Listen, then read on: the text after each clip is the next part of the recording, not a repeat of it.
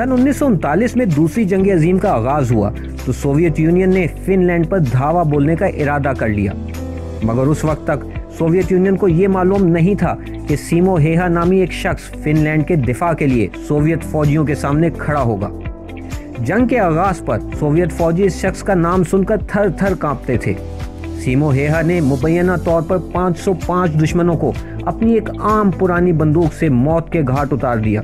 इस तरह ये दुनिया में सबसे ज्यादा दुश्मनों को कत्ल करने वाला इंसान बन गया और सफेद मौत कहलाया। आज नामालूम से मालूम तक की किस नंबर 13 में इसी जादूगर निशानेबाज के कारनामे बयान करेंगे। इससे पहले हमारा चैनल जरूर सब्सक्राइब कर लें, क्योंकि अगर आज ये खतरनाक इंसान जिंदा होता तो इसने भी सब्सक्राइब जरूर करना था। इस सीरीज की तमाम मकसाद देखने के लिए हमारा चैनल सब्सक्राइब करें और बेल आइकन को क्लिक करें ताकि तमाम मकसाद आप तक बर वक्त पहुँच सके।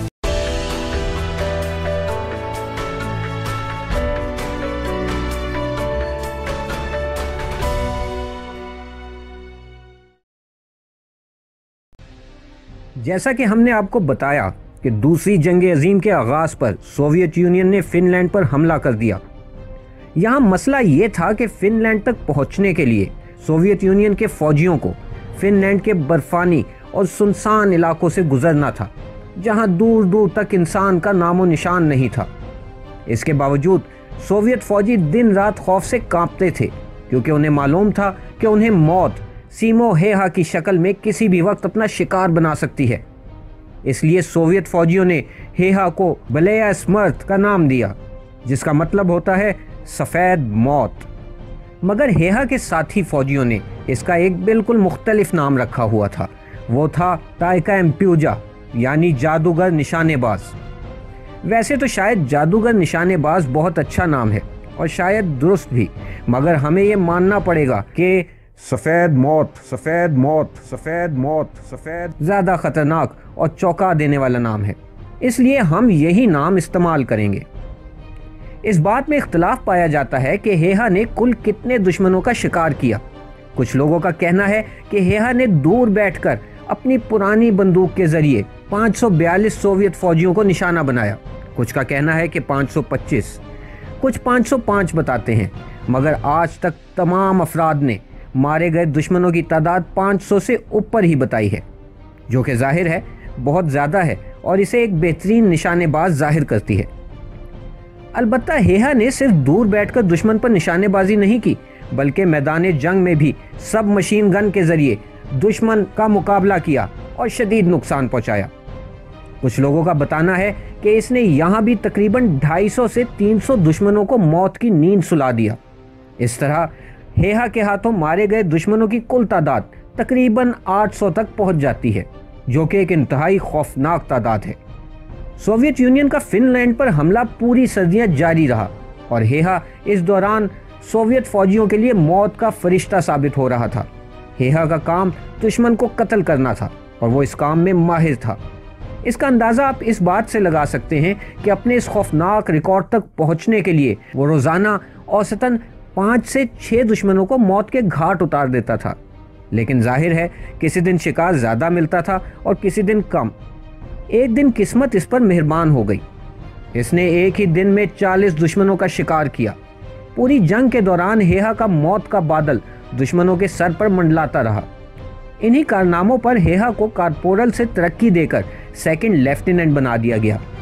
ये फिनलैंड की तारीख में रैंक की तरक्की में सबसे बड़ी छलांग है।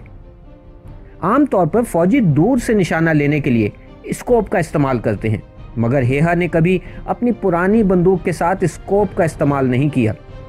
मगर इसके पीछे भी एक वजह थी। स्कोप निशाने को बड़ा करके ज़रूर दिखाता है, लेकिन इसका नुकसान ये है कि ये सूरज की रोशनी के बाइस चमकता है और इम्कान होता है कि स्कोप की चमक से दुश्मन दूर से आपके ठिकाने का पता लगा सके। हेहा ने खुद कई दुश्मनों को स्कोप की चमक देखकर निशाना बनाया। इस ज़माने में फिनलैंड के तमाम शहरियों के लिए ये ज़रूरी था कि वो 1 साल तक फ़ौज में नौकरी करें। सन 1925 तक हेहा 14 साल फ़ौज की नौकरी कर चुका था। इसके बाद हेहा ने एक सिविलियन की ज़िंदगी गुजारने का फ़ैसला किया और फ़ौज को छोड़कर अपना वक्त खेती बाड़ी और शिकार में सर्फ करने लगा। आमतौर पर वो हिरन का शिकार करता था। और ये हिरन की खुशकिस्मती थी कि इसका सोवियत यूनियन से कोई ताल्लुक नहीं था, वरना हेहा फिनलैंड और इर्द गिर्द के इलाकों से हिरन की तमाम नस्ल को ख़त्म कर चुका होता। जब हेहा ने फ़ौज की नौकरी छोड़ी तो इसे इजाज़त दी गई कि अगर वो चाहे तो अपनी नौकरी के दौरान इस्तेमाल की गई पुरानी बंदूक खरीद सकता है। इसने खरीद भी ली। इसके बाद अगले 10 साल तक वो इसी पुरानी बंदूक से निशानेबाजी की मशक करता रहा और शिकार खेलता रहा। सोवियत यूनियन के फिनलैंड पर हमले के बाद हेहा को वापस ड्यूटी पर बुला लिया गया और वो ये पुरानी बंदूक भी अपने साथ ले आया। इसने नई और जदीद बंदूक इस्तेमाल करने से साफ इनकार कर दिया। -20 डिग्री सेंटीग्रेड की शदीद सर्दी में भी इसकी बंदूक सही काम करती रही, जबकि साथी फौजियों की बंदूकों में सर्दी के बाइस बार बार मसाइल पैदा होते थे। हेहा की बंदूक की आला कारकर्दगी की वजह इस बंदूक को इस्तेमाल करने की महारत थी। हेहा की निशानेबाजी में महारत की एक वजह यह भी थी कि वह बचपन से ही निशानेबाजी के मुकाबलों में हिस्सा लेता आया था, क्योंकि ये मुकाबले इसके घर के करीब ही मुनक्किद हुआ करते थे। इसका कमरा ट्रॉफियों और इनामात से भरा हुआ था। इन्हीं मुकाबलों में वो एक ही टारगेट को 1 मिनट में 16 दफ़ा कामयाबी से निशाना बनाने का मुजाहिरा कर चुका था। लोगों के लिए ये सलाहियत नाकाबिले यकीन थी। जंग के आगाज़ पर हेहा और 31 दूसरे फौजियों की ड्यूटी कोला के मैदान जंग में लगी। इन 32 अफराद को सोवियत यूनियन के 4000 हमलावर फौजियों को रोकने का काम सौंपा गया।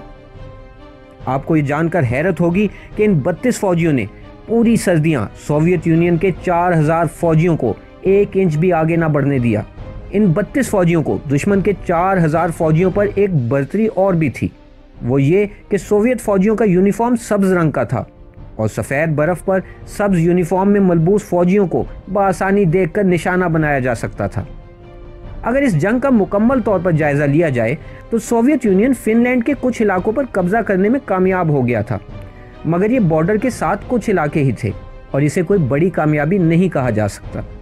जंग में सोवियत यूनियन के तकरीबन 4 लाख फौजी हलाक हुए, जबकि फिनलैंड के 66,000 फौजी जान से हाथ धो बैठे। आमतौर पर ज़्यादातर निशानेबाज ज़मीन पर लेटकर अपने दुश्मन को निशाना बनाते हैं ताकि दुश्मन दूर से उन्हें ना देख सके, मगर हेहा ज़मीन पर बैठकर दुश्मन का निशाना लेता था। वो दुश्मन को इसलिए नज़र नहीं आता था कि वैसे ही इसका कद सिर्फ 5 फुट था और बैठने के बाद दूर से इसे देखना कुछ मुश्किल ही था। वो अपने आप को बर्फ़ में दबा लिया करता था और अक्सर अपने मुंह में बर्फ़ भर लेता था ताकि सर्दी की वजह से इसके मुंह से निकलने वाली भाप दुश्मन को नज़र ना आए। अक्सर वो अपनी बंदूक को बर्फ़ में दबाकर ठंडा कर लिया करता था ताकि गोली चलाने के बाद बंदूक गर्म ना हो और इससे कोई धुआं ना उठे।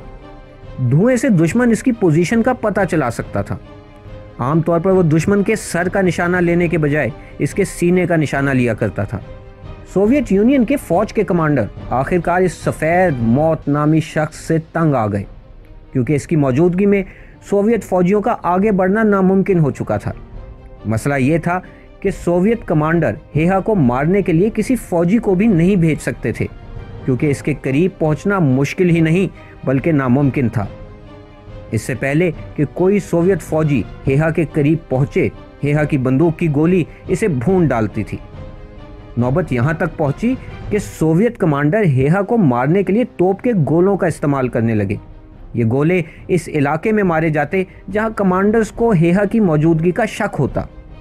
आखिरकार एक दिन किस्मत पलटी और एक सोवियत निशानेबाज हेहा को जबड़े में गोली मारने में कामयाब हो गया। हेहा के एक दोस्त के मुताबिक गोली लगने के बाद ऐसा लग रहा था कि हेहा का आधा सर गायब हो गया है, मगर फिर भी हेहा ने मरने से इनकार कर दिया और जिंदा रहा। जंग ख़त्म होने के एक दिन बाद वो दोबारा होश में आ गया। जंग के खात्मे के बाद वो एक आम आदमी की ज़िंदगी गुजारने लगा और खेती बाड़ी और शिकार में वक्त सर्फ करने लगा। फिनलैंड की हुकूमत ने इसे कुछ ज़मीन दी जहां वो अपने दोनों शौक़ पूरे करता रहा। 1970 में हेहा एक छोटे से घर में शिफ्ट हो गया जहां इसने अपनी बाकी ज़िंदगी गुजारी। 2002 में हेहा का इंतकाल 96 बरस की उम्र में हुआ। फिनलैंड की कौम का हीरो और दुनिया का सबसे कामयाब निशानेबाज होने के बावजूद इसने तमाम ज़िंदगी इंतहाई सादा तरीके से गुजारी। तो ये थी कहानी उस शख्स की जिसे दुनिया वाले सफ़ेद मौत के नाम से याद करते हैं। अगर आपको वीडियो पसंद आई हो तो वीडियो को लाइक करें और कमेंट करें। अगर आप जानना चाहते हैं कि दुनिया के किसी झंडे में जामनी रंग क्यों नहीं, या मौजूदा दौर में दूध की हकीकत जानना चाहें, तो दिए गए थंबनेल्स पर क्लिक करें।